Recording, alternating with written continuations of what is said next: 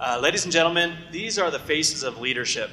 These people come from a different time and a different place, some of them, but these are the greats that we look up to. We spend hour after hour studying their lives and the complexity of their character, just in hopes to gain some sort of insight or insight into their knowledge or their toughness and their determination so that we can replicate that in our own lives.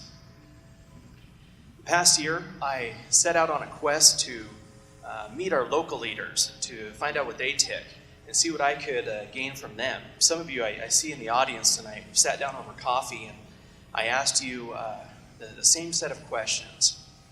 Along the way, I discovered a group called Ignite Spokane, who's been teaching people in this community to be leaders for nearly 30 years now.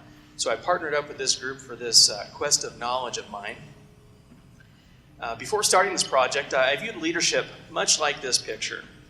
One man standing up, being held on the backs of others from their hard work and dictating directions, and there was his success. He was the leader.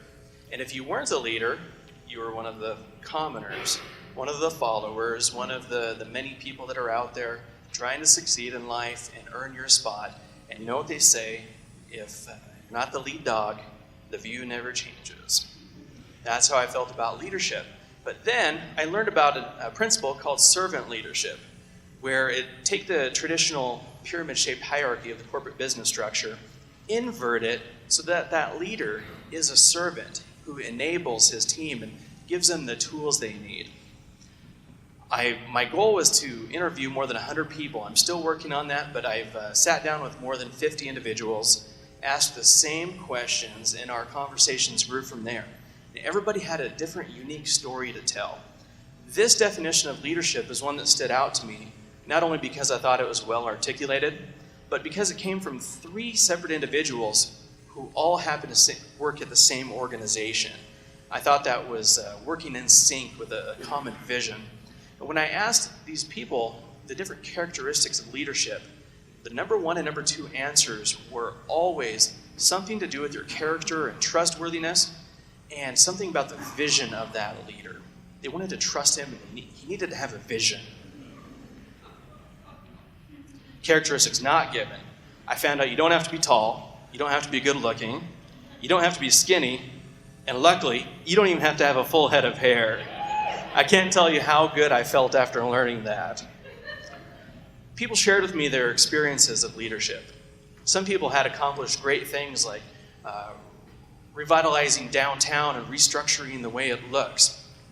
But no matter their success, nobody had been able to dodge hard times in their life.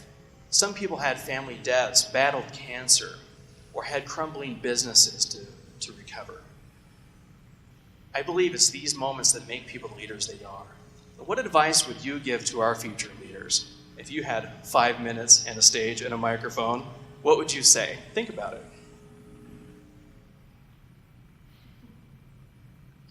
The challenges for Spokane.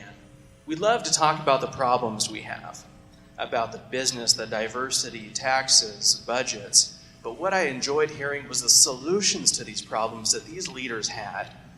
I heard insight that was remarkable that I'll share with you another day.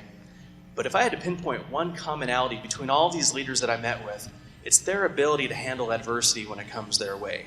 Their turning points, the trials and challenges that they faced that made them the leaders who they are today. And I believe it's these chipping away at the stone to make a beautiful statue, or the refining the metal, these analogies that we use, these tough times that make us the leaders who we are. And if this quote with Silver and Dross is too poetic for you, how about a nice swift kick in the teeth? That's what I can relate to. And sometimes that's what we need. We need a little bit of trial and tribulation in our life to shape who we are and test our skills and get to know our boundaries. But you, where are you going to be? We all have a chance to be leaders in our lives in some sphere of influence. I like a quote by Abraham Lincoln: whatever you are, be a good one. And I have a lot more to write and a lot more to learn and talk about regarding leadership, but my time's up, so you'll find me here on the Spokaneist. This is where I write. So thank you.